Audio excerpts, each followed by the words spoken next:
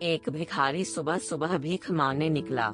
चलते समय उसने अपनी झोली में जौ के मुट्ठी भर दाने डाल दिए।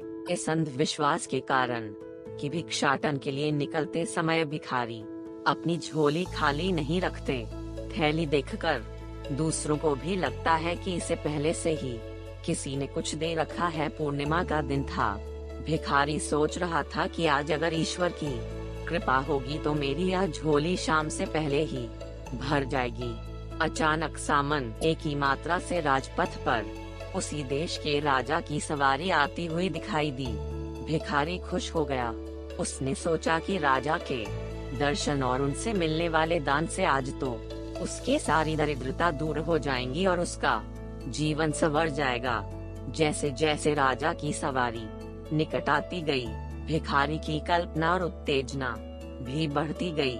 जैसे ही राजा का रथ भिखारी के निकट आया, राजा ने अपना रथ रुकवाया और उतरकर उसके निकट पहुँचे। भिखारी की तो मानो सांसें ही रुकने लगी, लेकिन राजा ने उसे कुछ देने के बदले उल्टे अपनी बहुमूल्य चादर उसके सामने फैला दी और उससे भीख की याचना करने लगा। भिखारी को समझ नहीं आ रहा था कि वह क्या करे। अभी वह सोच ही रहा था कि राजा ने पुनः याचना की। भिखारी ने अपनी झोली में हाथ डाला, मगर हमेशा दूसरों से लेने वाला मन देने को राजी नहीं हो रहा था। जैसे तैसे करके उसने 2 दाने जौ के निकाले और राजा की चादर में डाल दिए। उस दिन हालांकि भिखारी को अधिक भीख मिली, लेकिन अपनी झोली में से 2 दाने जौ के देने का मलाल उसे सारा दिन रहा। शाम को जब उसने अपनी झोली पलटी तो उसके आश्चर्य की सीमा न रही। जो जौ वह अपने साथ झोली में ले गया था, उसके 2 दाने सोने के हो गए थे। अब उसे समझ में आया कि यह दान की महिमा के कारण ही हुआ।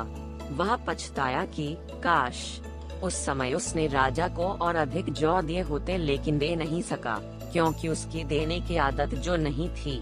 इस कहानी से हमें यह शिक्षा मिलती है कि देने से कोई चीज कभी घटती नहीं, लेने वाले से देने वाला बड़ा होता है। अंधेरे में छाया, बुढ़ापे में काया और अंत समय में माया किसी का साथ नहीं देती।